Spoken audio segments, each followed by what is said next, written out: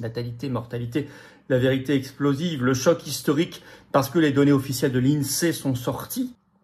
Cette donnée de l'INSEE qui s'appelle naissance et décès sur les 12 derniers mois en France, entière, donc métropole plus outre-mer.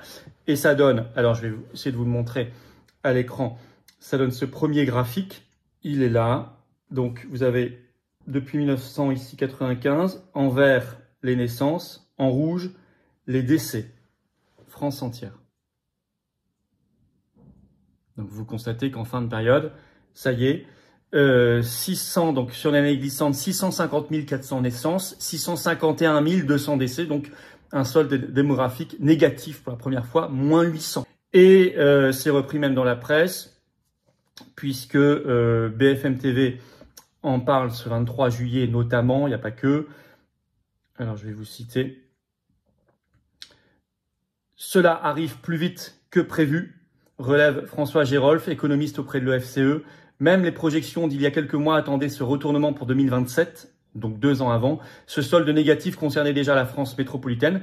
Déjà en métropole, il y avait plus de décès que de naissances, mais maintenant sur toute la France. Il englobe désormais les territoires d'outre-mer qui connaissent eux aussi une forme de dénatalité. Un choc démographique au précédent historique qui remonte à 1945. Encore pire si on exclut la Seconde Guerre mondiale, ce solde négatif n'est pas arrivé depuis 1935, donc depuis 90 ans. Parce qu'on dit depuis 45, ok, mais parce qu'il y avait l'effet de la guerre. Et en fait, si vous retirez l'effet démographique catastrophique d'une guerre, il faut remonter à 90 ans en 1935. C'est vraiment une rupture. Et si vous regardez le nombre simplement de naissances en France de 1957 à 2024, donc données INSEE de cette année, ça donne cette courbe. Elle va vous frapper parce que vous allez voir, regardez, l'effondrement en fin de période. Il y a une baisse, vous remarquez qu'il y a une baisse à partir de 2010, mais qu'il y a un effondrement à partir de 2021. Je vais y revenir. Donc, qu'est-ce que ça veut dire? Ça veut dire concrètement que le peuple disparaît. Dans l'article du BFM, les démographes disent, je cite, c'est tout notre modèle social qui s'effondre. Financement des retraites, fondé sur les actifs, etc. Bien sûr. Et puis, au-delà de ça, ça change nos perceptions. Pour qui gouverne-t-on? Est-ce qu'on peut encore se projeter dans l'avenir? Que construit-on? Quel est notre projet d'avenir? Est-ce qu'il y en a encore un dans ces conditions, quand il y a un hiver démographique aussi terrible, rude? Et puis évidemment, ça va pousser très concrètement à 2 phénomènes. La robotisation, donc la déshumanisation accélérée de la société. Mais encore, robotisation, il faut du capital, il faut le financer. C'est pas encore forcément tout à fait pour demain que ça va être massif. Mais déjà, et ça a largement commencé, ça va être accéléré, on peut l'imaginer, pousser encore plus d'immigration. Car par ailleurs, il faut regarder dans la natalité l'apport déjà de l'immigration qui est de plus en plus massif chaque année. Et par ailleurs, on peut imaginer que certains diront, donc il faut encore accélérer l'immigration. Et là, vous imaginez tout ce qui va derrière. C'est un projet mondialiste, l'immigration massive. C'est un projet mondialiste, poussé par Davos, par la Commission européenne, etc. Alors, c'est tout ça les enjeux politiques. Alors, ce qu'on remarquait, je vous le disais, côté natalité, c'est une baisse tendancielle depuis le dernier pic en 2010, mais vraiment un effondrement brutal, je viens de vous montrer la courbe, à partir de 2021. Une baisse, puis d'un coup, on change de coefficient directeur de la courbe, si vous voulez. Ça s'effondre. Mortalité, c'est pareil. Vous avez une hausse tendancielle pas surprenante, c'est le vieillissement de la population qui a vraiment commencé en 2010. Bon, mais ensuite, depuis le Covid, une rupture de courbe aussi. C'est une accélération de la hausse de la mortalité. Donc un effet ciseau plus vite que prévu. Si ça s'effondre d'un côté et que ça augmente fortement de l'autre côté, au lieu d'avoir le retournement dans quelques années, vous l'avez dès maintenant. Alors il faut regarder sur les deux, natalité et mortalité, et c'est là qu'on rentre dans l'explosif, les causes.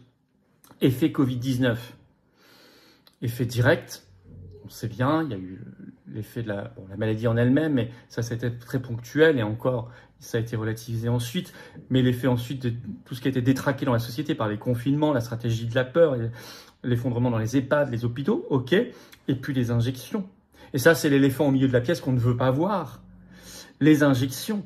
On a fait des vidéos sur cette chaîne, souvent.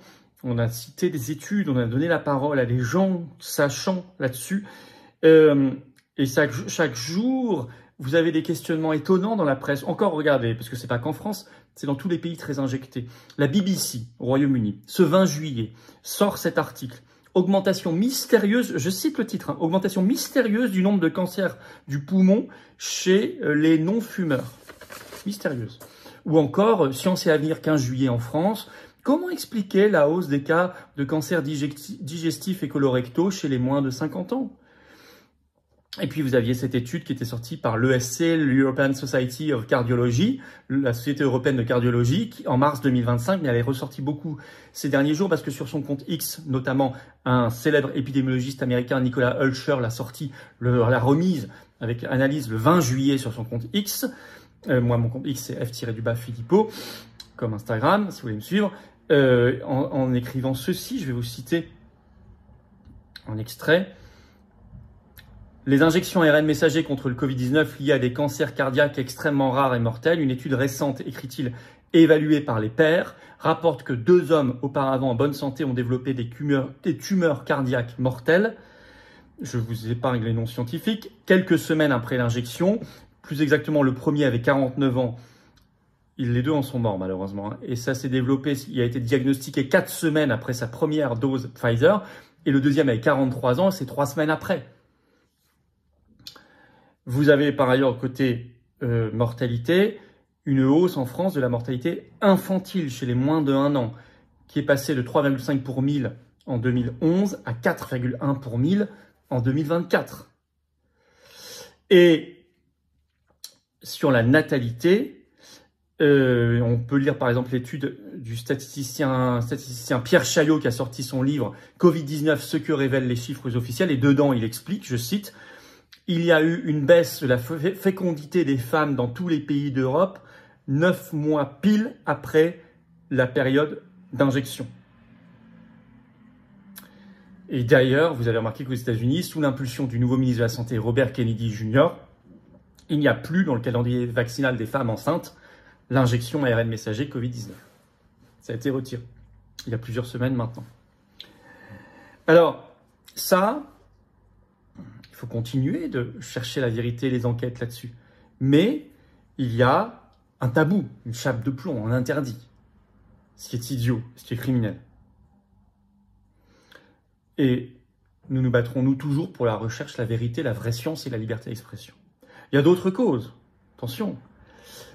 On peut parler de la crise économique et sociale, même si ce n'est pas totalement nouveau. Il y a eu des périodes de grande crise, de récession. Et ça n'a pas toujours été parfaitement corrélé avec la natalité aussi. C'est un phénomène difficile à expliquer, mais bien sûr que ça joue, parce que ça crée surtout quand Bayrou vient le 15 juillet de vous annoncer un terrible plan d'austérité qui va frapper les gens. Ça crée bien sûr une imprévoyance, une incapacité de se projeter.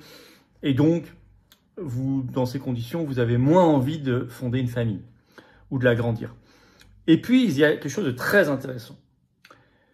Sur toutes les grandes peurs du mondialisme qui sont agitées, on a maintenant scientifiquement la preuve que ça a un impact et que ça effondre la natalité, les souhaits d'enfants. Il y a une étude de l'INED, Institut national des études démographiques, sortie le 9 juillet, sur l'éco-anxiété, qui évalue scientifiquement l'impact des discours apocalyptiques du mondialisme, notamment sur le climat. France Info en parle, par exemple, dans un article le 9 juillet. Je vais vous citer un extrait. D'après les données récoltées, il en résulte que les jeunes veulent des familles plus réduites.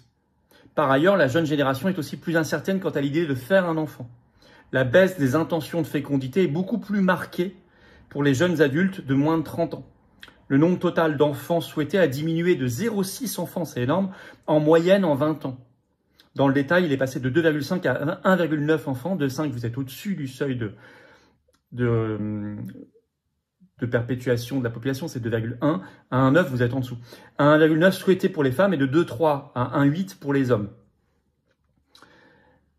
Et alors, vous avez dans psychologie.com, un site spécialisé, l'analyse de cette étude de l'INED, je cite, « La prise en compte des enjeux climatiques a des conséquences sur la vision de la parentalité.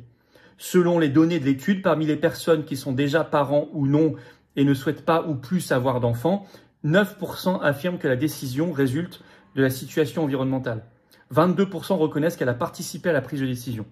Donc pour 31% des gens, la situation environnementale et surtout le climat aujourd'hui qui prédomine toutes les questions environnementales dans le débat public, dans le discours public, a joué clairement à la baisse sur leur souhait d'avoir des enfants.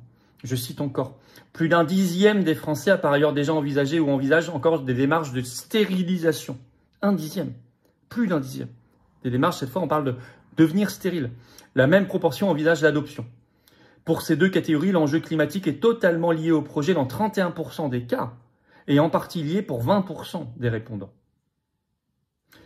Plus d'un Français sur deux, 58%, considère qu'il est important de réduire le nombre de naissances pour protéger la planète. Et vous avez, alors, par un graphe très clair, sur le nombre d'enfants souhaités, vous voyez que plus les gens sont inquiets du changement climatique, plus leur nombre d'enfants souhaités baisse. C'est ici la deuxième ligne, le changement climatique. Ceux qui sont très inquiets apparaissent en rouge, ceux qui sont moins inquiets apparaissent en bleu. Regardez la troisième ligne, pardon, en commençant par le haut, le changement climatique. Vous voyez ? Et vous constaterez que pour ceux qui sont très inquiets en rouge, ils ont en moyenne un souhait d'enfant entre 1,8 et 1,9, alors que pour ceux qui sont moins inquiets, c'est décalé, c'est entre 1,9 et 2. C'est pas une énorme différence, mais en démographie, ça fait toute la différence. Ça correspond à des dizaines de milliers de naissances en plus ou en moins chaque année. Donc là, c'est mesuré. Donc les discours de peur apocalyptiques, notamment climatistes, mais on pourrait imaginer que c'est la même chose sur la guerre ou sur les épidémies, etc., eh bien, ont un impact concret sur l'effondrement démographique. Et or, ce discours de peur et de mort, même maintenant, avec maintenant même la loi euthanasie et tout, prédomine. Vous voyez l'intervention de Macron devant le discours aux armées le 13 juillet, c'est la guerre contre la Russie. 2 jours plus tard, Bayrou, c'est la guerre, c'est la catastrophe avec la dette, on va tous mourir, etc.